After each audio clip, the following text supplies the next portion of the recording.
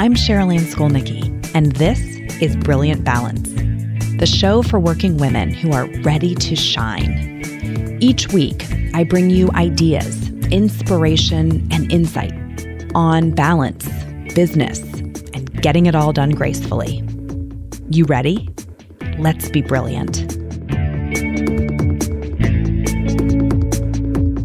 This is episode 124 of the Brilliant Balance podcast.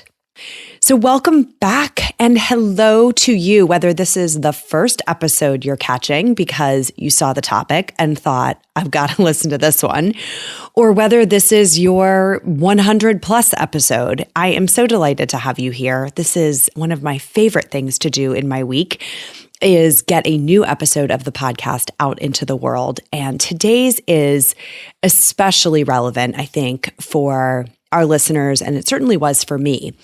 It's funny how life imitates art sometimes, because this weekend I was having a discussion with my husband, and I realized that I was complaining about how long it takes to do a task that typically I actually kind of love.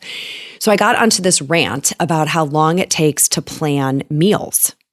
I don't know if you can relate, if you've ever had this rant, but how much time is involved in planning meals, getting the groceries into the house, getting lunches figured out and snacks figured out. And just there's 5 people in this house and everybody needs to eat all the time, right?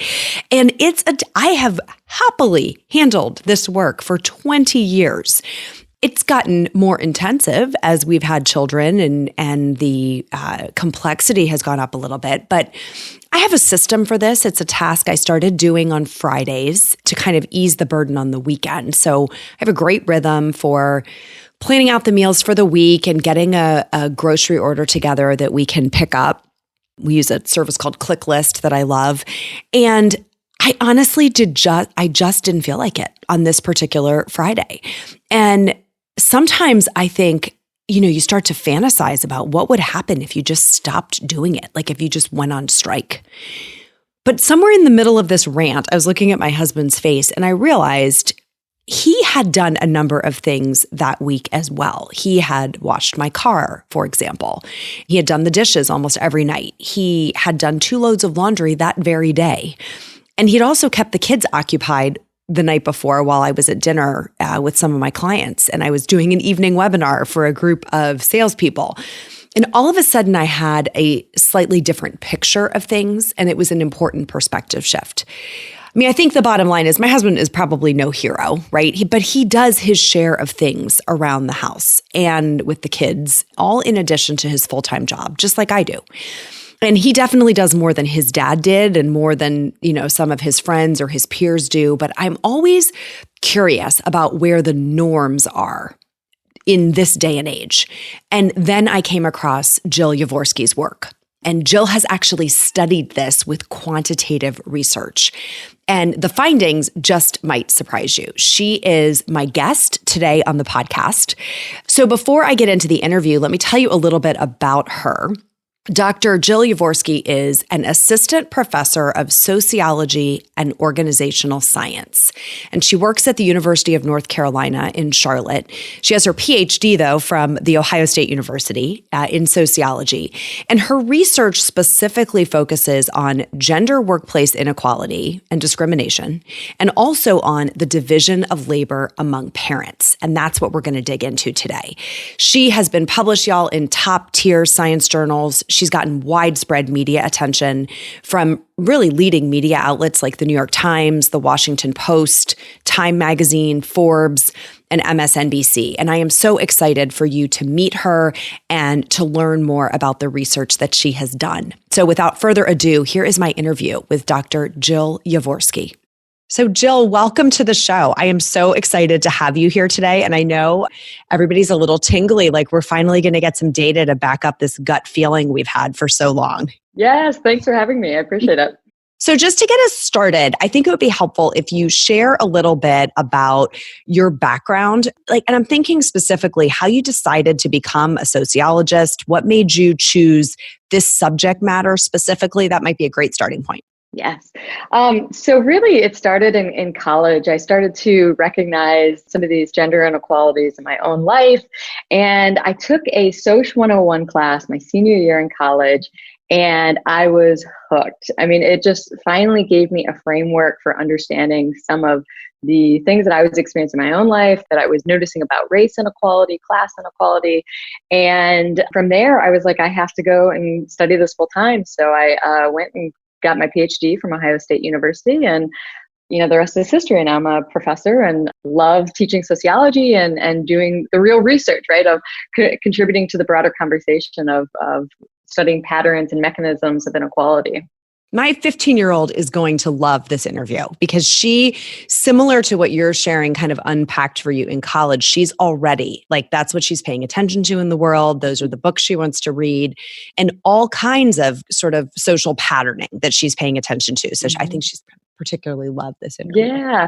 And actually one of the books that set me on this path was Peggy Orenstein, Schoolgirls. So she's getting a lot of attention in the news right now because she has a new book that's focused on boys. But it was this book that finally gave really an understanding of what girls and women face. And sociology is such a rad discipline. Field. I mean, we could study, we study a whole host of different topics. So it's really fun. It's so fascinating. I remember her doing a science fair project in seventh grade and eighth grade.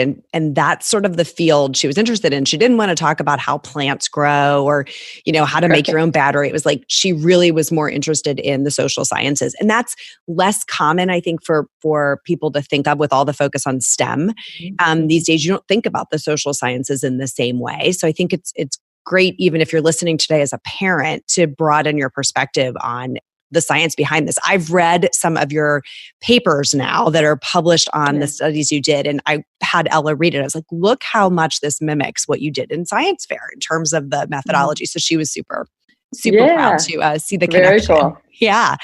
So let's talk about the research. Let's get into specifically the research that you published on the gender division of labor, which sounds so, nerdy. We love a good nerdy topic around here. And the way I think about it, you specifically looked at it at the transition to parenthood. So in other words, how did people's division of labor in their marriages or their partnerships change when they had children? Yes? Yes, correct. Because this is really what has been shown in the literature to be the source of broader gender disparities within relationships and has huge implications for work outcomes for women as well. Yes. So who did you have in this study? Who were the participants? So it was about 180 couples, and these were all people who were first enrolled in the study when they were pregnant and about to have their first child. They leaned a little bit more highly educated than the national population. They also leaned a little bit more white than the national population. And they were also all dual earners, which is an important part. So all of these factors actually create the sort of couple that might be the most inclined to split divisions of labor equally because they're highly educated, which they tend to have more progressive gender attitudes. They're also both dual earners. Yes. Yes. And yet, give us the headline on what you found in the research. Yeah. So before the baby came, we found that men and women split housework pretty equally. So they both did 14 and a half hours per week. So it was like, Gloria Steinem is, applauding and the feminist revolution has arrived. Men and women were splitting housework and they both equally worked about the same hours in their paid jobs. And then the baby comes. And all of these new inequalities are created within the relationship in terms of how they divide up how they divide up unpaid labor, or childcare and housework. So there's sort of this very clear before and after that shows up in the research. And it so clearly mimics what I hear from women every day, which is we had this going on before we had kids. And then it broke, right? The model broke somehow. So let's talk about when you say unpaid work, what were some of the categories of work that were included in this study? Yeah, so unpaid labor, we considered childcare, all forms of childcare. We broke up the childcare into physical childcare, which is kind of the routine, feeding, changing diapers, bathing. And then we also include engagement, which is kind of the more fun type of childcare, playing and engaging with the child. And then we included housework. And notably for housework, we included all forms of housework, which could be lawn care, whether laundry, more feminized kind of types of activities that women tend to do. But the reason that's important to qualify that is we really tried to give men as much credit as possible for the types of housework that they tend to do. So we literally incorporated all forms of housework, feminized and kind of masculinized forms. And indoor and outdoor. Sometimes we think about it. It seems a lot of households have that kind of indoor-outdoor division of labor when it comes to housework. Yes, absolutely. Okay, so you looked at all of it to say, what was the shift in total number of hours invested in this unpaid labor, childcare and work around the house? So what's the shift in total hours? And then what is the change in the split? Both of those things were analyzed in the research. Yeah, so basically, men and women were working pretty comparably before the baby came. And then after the baby came, men dropped their housework by about 5 hours. Women's housework remained the same. Women took on about 22 hours of childcare, and men took on about 14 hours of childcare. And so there was this big gap that was created after the baby was born, and we're talking about 9 months post-birth. And one other thing I want to add about this is that this excludes breastfeeding. So when I talk about childcare, this is not incorporating any of breastfeeding. And most women are not breastfeeding at 9 months anyways. But this is a misnomer about some of the research is that some people think, well, of course, men can't breastfeed. So that's where the time is. No, this is all differences in actual physical childcare. Interesting. Because that could be 8 hours a day. I mean, you could add another 8. I think for my first child, it was seriously 8 hours a day. It was not an easy process. So the net effect was for men, housework goes down by 5 and childcare goes up by 14.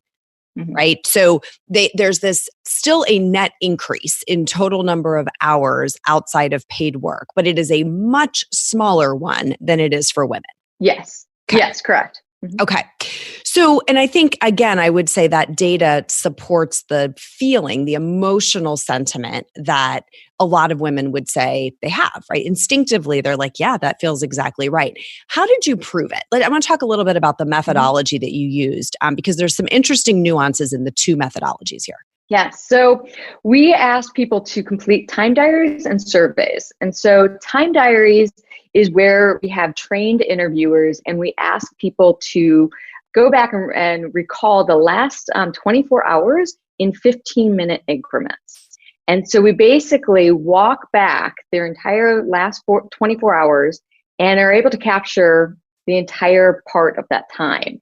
And so we had that for both men and women. We did time diaries for work days and non-work days. So to make sure that we captured, say weekend days when they're not at their paid jobs.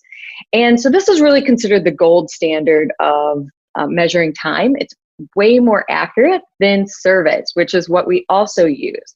Surveys was estimate your time that you spend on childcare, estimate the time that you spend doing the dishes, shopping, doing laundry, doing lawn work.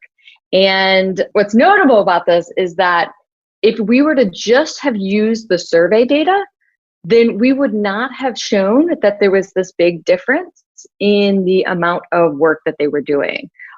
Because survey data, they both basically said that they increased their amount of time after a baby by about 30 hours per week, 30 hours of additional work. However, the time diary shows that that's really not true, that there was this gap between 8 to 10 hours that emerged in differences in the amount of work that men and women were doing. So, and I think this is fascinating too. And, so basically what I'm hearing you say is both genders overestimated the amount of time, the amount of extra work that they had after having children, but men overestimated it by more. Yes, correct. So far more, right? As an example, for housework, men estimated they were doing 35 hours a week of housework, where they were actually doing 9.5 hours. Okay, pause. And let that everyone get the collective eye roll out of the way, right? So they said 35 hours and it really was 9 when we did 9.5. Yeah, right. amazing. Where they had actually dropped their housework compared to what they were doing before the baby, which was about 14 hours. And now they're doing 9.5, but yet they overestimated near over 3 times fold, Yes. right? So before we say, of course they did, right? Which I think I'll give everybody a moment to do that. But the real question is why? Yeah. And I had asked you a question off camera about, do you think the mental burden is at play here? Because that would be my hypothesis, that it feels like 35, right? It might only be 9.5 for them, but there's this mental burden associated with all the extra work. What do you think's going on there? I think potentially for men, they may perceive this as having a child as being even more work than what they expected. I think that we prepare women a little bit more than, say, we prepare men for the extra amount of time that childcare really takes. And it's all consuming and oftentimes exhausting, obviously. So that's one part of it. But women also they far overestimated their childcare, which is likely associated because the physical childcare, what we capture in time diaries, does not capture the mental load. That's right. All of the additional cognitive work that it requires to plan and to care for your child. Yes. And we talk so much about cognitive load and mental burden inside of the Brilliant Balance community. I would say maybe more so inside of our coaching programs than the broader community. But that concept of you're not just doing the work, you're planning it, scheduling it, thinking about it, worrying about it, ruminating over it. And that all carries, there's a perception that it carries time when in actuality, it's just a distraction while you're doing something else. Yeah. And oftentimes women are multitasking. I mean, we know that from other research that women tend to multitask for more hours a day than men do, particularly around some of these childcare and housework. And this is true with women's leisure as well, is that women's leisure is much more likely to include their children or to be oftentimes interrupted, whereas men tend to have longer bouts of leisure than women do. But I was going to say additional things about the cognitive mental load. So there's some really interesting research that was just published by Alison Dellinger in our top journal in Sociology. And she really gives a distinct definition through her research that she finds that the cognitive work is really about, one, anticipating needs, identifying options, choosing between those options, and then monitoring those results. Yes.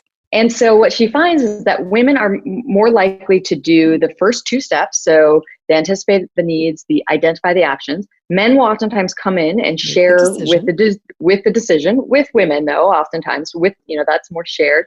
And then women oftentimes will do the monitoring and adjustment of the plan.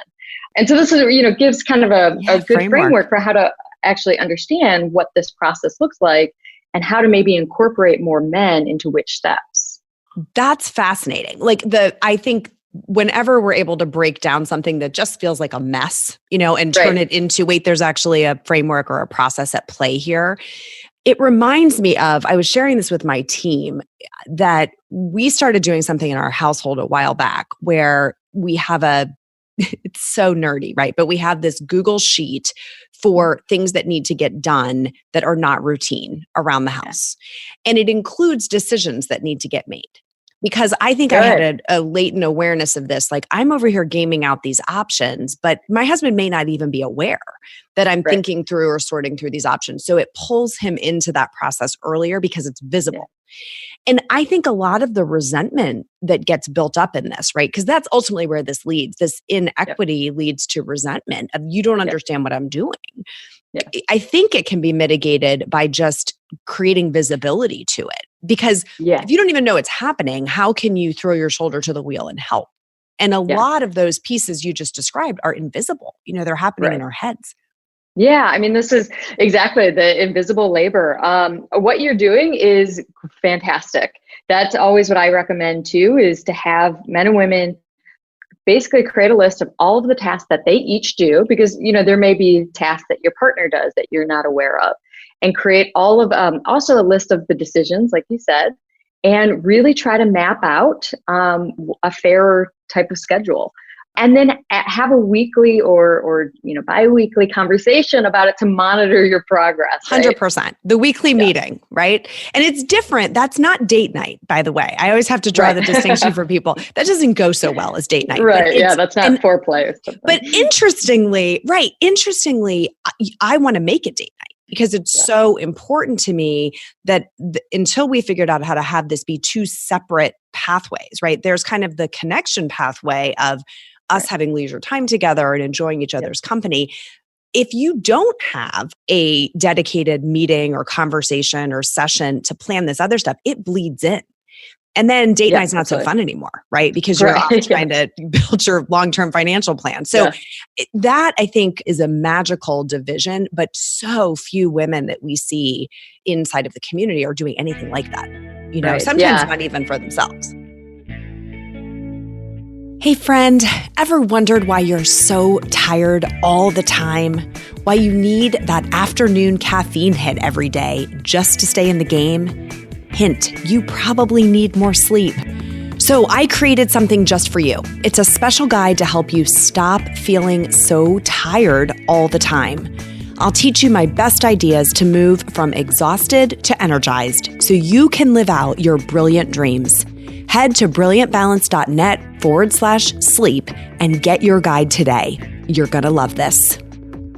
Another thing, after having a baby, one thing I recommend and there's some research on this, is that distributing the tasks on a weekly basis. Say, hey, you're on diaper duty this week, if we're both in each other's presence, and then next week I'll get it. And so it also lessens the conflict because you're not having to debate who's going to do the diaper, who's going to do what task every single time it comes up. Which can also create this resentment factor. And so more kind of having kind of these evenly split duties that can change. You want to make sure one partner is not always getting diaper duty versus, perhaps more fun parts, but that can also help. One other thing I wanted to mention though about this, you talked about kind of the marital discord that this can create. So yes, there is some really cool research going on right now about this, in that more egalitarian relationships that more evenly split childcare and housework have fewer marital disagreements. They have better sex. They have more frequent sex. They also are more likely to not say that they're talking about a divorce. So people who split things unevenly are more likely to say that their relationship is in trouble. And so we have research to suggest that splitting childcare and housework is good for men and women, right? That it increases relationship satisfaction. That's basically what we find, is it overall increases relationship satisfaction. Which is awesome. I love it when the data supports your gut. I run a lot on instinct. So I love it when the data substantiates like an instinct, that I have. There's a couple other pieces of this that I want to just get your point of view on. One is some of the why, right? Why does it get split inequitably when we were doing so well, right? It seems like these couples in the study were doing pretty well, and then something shifted. So I want to poke around a little bit at what causes that shift. And in your paper, I read the term intensive mothering, the trend toward intensive mothering. Can you talk a little bit about the impact that has? Sure. So intensive mothering is really kind of this new set of norms that women are expected to abide by. It really kind of popped up in the early 1990s. I've been really consistent, if not intensifying since then. And it's about being extremely child-centered, expert-guided in your childcare. It's about childcare being all-consuming, and also about always cultivating their interests, the child's interests, oftentimes at the expense of your own well-being or health, right? Yes. And so all of these things are not necessarily bad, right? Expert-guided can be a great thing. It's just that these norms have been amplified so much that they're hard to meet for most women, right? Regardless if you're a stay-at-home mother or a working mother. They require a huge amount of time. And what's notable about this, what's so interesting, is that research has shown that now working mothers who are employed mothers are now spending just as much time as stay-at-home mothers did in the 1970s with their kids. On top of their jobs. On top of their paid employment. Yes. So wait, this is so critical. So what gives? right? Because that's the thing is it's the final brick that falls. So they're spending as much time as a stay-at-home mom did in the 70s. Yes. And they're working a full-time job. Two things are going to give, I'm willing to bet, you back me up, sleep and time for themselves. Okay. So yes, on both, but also paid employment. It becomes unsustainable. And this is what, back to my study that we were talking about before, is that when women took on 22 hours of childcare, their housework remained the same.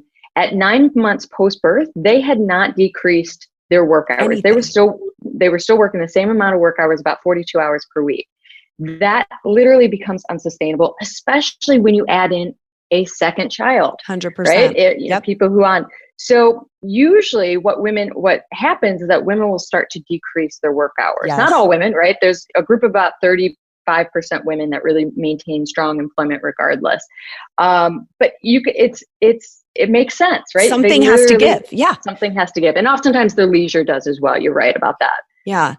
So sleep gives, I think, so let's look at this in phases. My hypothesis, at least this was my story. I won't even say my hypothesis. This was my story. Phase one was I took a year-long maternity leave. So I wasn't working. I didn't have paid work. That gave me the opportunity to mother and still sleep, right? And still have a little time for myself. Right. Then when I went back to work, I went back at an 80% schedule. So there's the trade-off in paid employment, right? To try to find some new world order. And then I had a second child. And then I tried 60%. Somehow that seemed like I could fit the other kid into the mix. And lots of ups and downs over the years until I settled into entrepreneurship, right? Where I had more control over my schedule. Mm-hmm. So that shifting, the economic impact of that is then we have this long tail of negative economic impact on women when they're trying to do both. Yes, absolutely. I mean, we know that it can reduce wages. It's difficult for women to get back into the labor market. It reduces retirement contributions hugely, in which women have far lower retirement contributions. They have lower management possibilities or upward mobility. So, I mean, when you think about having a child, that women are taking on nearly most, or if not all, of the economic risk associated with having children. Because largely we don't see, in fact, we actually find that men tend to increase their work hours after having a child. And this is in part because we also have really stringent breadwinning norms that we still place on men, that they feel a lot of pressure to prioritize their work over still their family because they need to fit into kind of this breadwinner norm this is what it means to be a good man still in our society. Yes. And oh my gosh, there's so much to unpack here. So when you said, okay, so men tend to even increase their paid work. Women are decreasing it. Women are taking on the long-term negative economic impact of that, especially in divorce, right? Candidly, where they're like, this is where it really hits them. Absolutely. But then there's a concept that you mentioned in the research called doing gender, right? Mm-hmm. And I'm hearing you now reference it in terms of both. Women in this intensive mothering, like, that's my responsibility. I would feel so much guilt if I weren't intensively mothering, and men in that breadwinner role. Mm-hmm. So tell me how much that's still in the mix. How much are we still playing to those roles? Lots. We have seen some progress in terms of kind of loosening some of these gender norms, but by and large, in terms of what we think is still really kind of primary role of women is for them to be mothers, nurturers, and caretakers. And what we see as the primary role for men is still to be breadwinners. And we get this from a variety of different sources. First off, people's own parents. If you think about how your own parents split up labor, it likely was probably pretty traditional or gendered in itself. The media, other peers, your friends, your family. The thing is when men and women do not abide by these kind of social rules, they oftentimes can face social sanction. Yes. So when women do not put their children first, for example, they're oftentimes socially sanctioned either subtly or overtly from their friends and families through comments or through other actions by employers. So there's good rational reason of why men and women do it. It's to avoid sanctions, but of course it has all of these other consequences, with it. Yes. Fascinating. So I think what is probably important for us to cover is, so what do we do about it? Right. So I think everyone will be head nodding vehemently, right? Yes, all of this makes sense. We agree. This is kind of the tangled web that we're living in. What's the way through? And so I would welcome your point of view on a couple of maybe simple things to hold in mind or actions to take that start to create some ease and movement in this web. So one of the first things is taking stock of what each partner does. I think that's really important. And to make sure that there's kind of a more even balance and fairness, that both people feel that their contributions are really valued and more equal. The other one is taking stock of your careers. Talk about how, what decisions have we made in the past 10 years or however long you've been together, and notice if there's any patterns in which one career is consistently advantaged or privileged. And, there's other, of course, considerations, that the reason in part that couples tend to prioritize men's careers is because they tend to make more money than women, right? This is the whole gender inequality in the labor market. You pair a man and a woman who's pretty comparable in education, men's careers are going to be advancing more quickly than women. And this is even before they have children. We know that promotion gaps occur way before children, and wage gaps occur way before, this kind of source of oftentimes having children. So, there's good reasons, but men and women still prioritize men's careers, even when men and women look pretty comparable. Yes. So for example, couples are still more likely to move for men's jobs, even when women make the same amount of money as men do.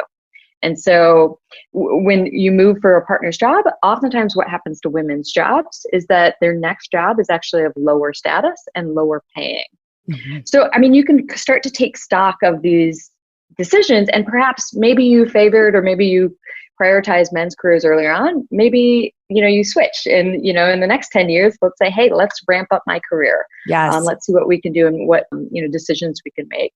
I would just add, you touched on this and I touched on this with the shared spreadsheet, but I think visibility, like the thing I see so many couples doing, and I have the woman in that couple in my world, right? That's who's in our community. But I think it's both people in the couple, is just sort of going through this on autopilot.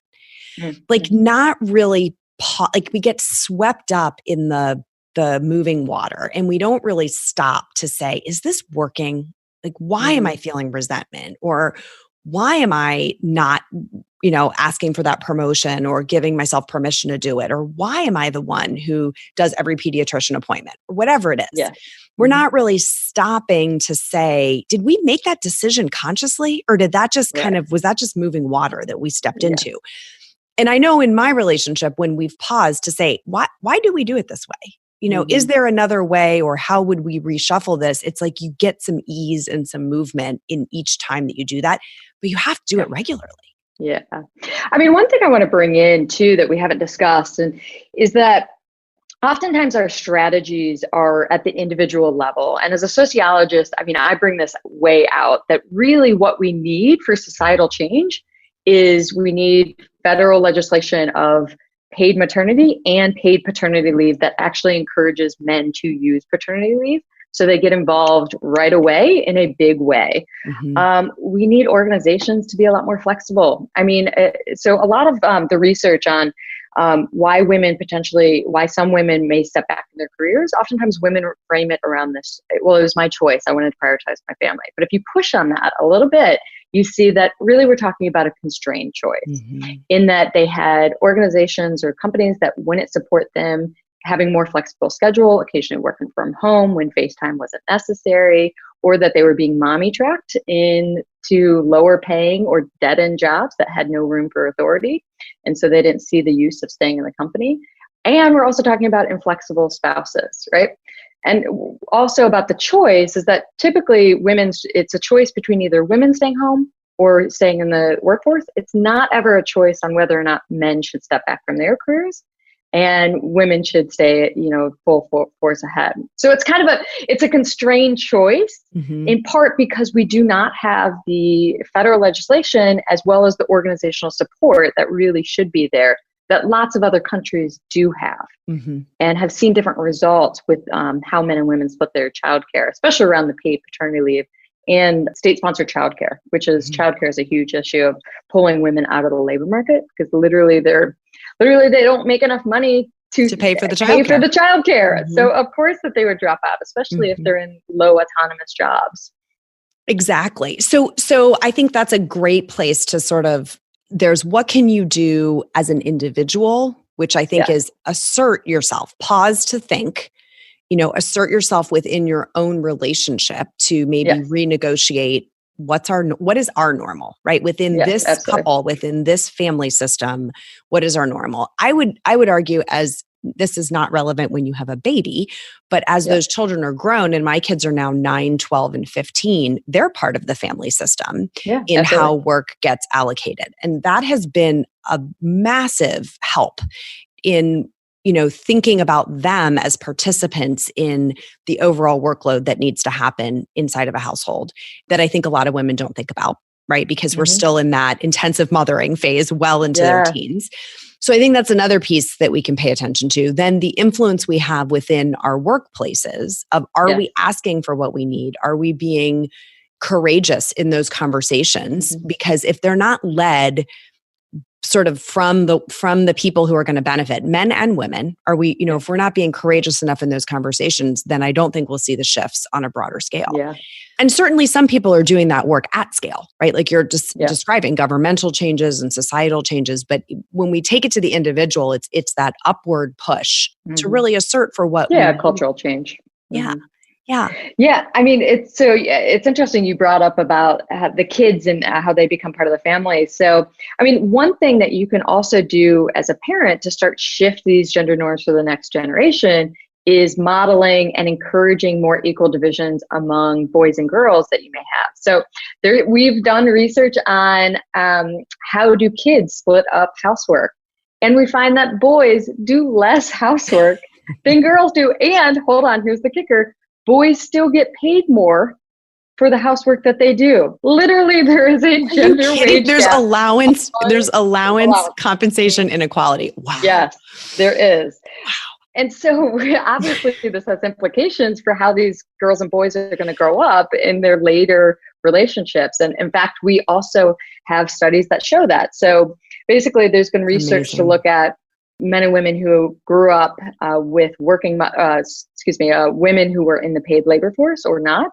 And women who had mothers in the paid labor force were more likely to earn more money later on. They were also more likely to go on to management roles or achieve higher management roles. And then men who were raised by women in the labor force were actually more likely to equally split the childcare and housework later on. So it does matter, the division of labor of your parents, that it has an influence on how you yourself will later go on to model this behavior. Fascinating.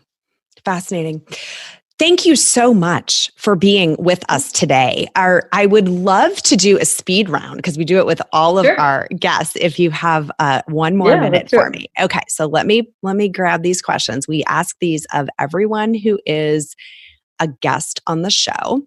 Okay, so here are the speed round questions. First, what makes you feel brilliant? Talking about research, what I love to talk about. Awesome. What's your favorite time-saving or productivity hack? I would say working midday so I can come back to the afternoon feeling refreshed. Oh, awesome. What have you learned to say no to? Projects that don't really excite me, things that I'm not really jazzed about. What's one big dream you're chasing? One of my dreams has always been to be a professor. So that's happened, but I think tenure would be gravy on top for sure. And what's the song that you turn on when you need to get in the zone?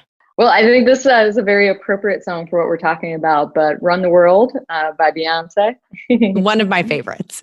Awesome. Thank you so much for being with us. Where can we find your work online if people want to learn more?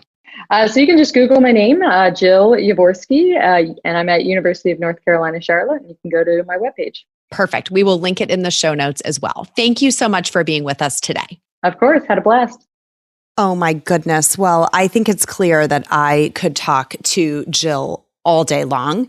She is delightful. And I love the way she was able to take really complicated research, really academic research, and then make it so practical, get us to a place where we really can understand that there's data-based validation for some of how you may be feeling. And then I hope we also gave you some practical ideas on what you can do to make a shift. I would love to hear your ideas on how do you manage the division of labor at home, what's working for you, what's not working, where do you need some help? And the best place to join that conversation is in the Brilliant Balance Facebook group. We are doing a lot of really cool, new and exciting things inside of that group. So if you have been a member for a while, but you're maybe not actively checking in and seeing what's going on, come back into the group, just search Brilliant Balance in your Facebook groups, maybe add a shortcut to that group, check notifications, add the box where notifications get sent to you so that you're always getting the latest. We're doing a lot of bonus video content inside of that group. There's a ton of great engagement from the members who are already there. It's about 6,000 women strong as of this recording.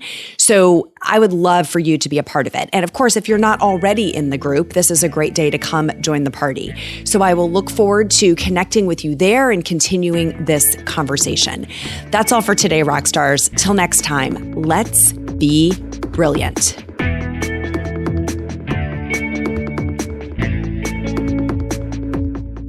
This is thepodcastfactory.com.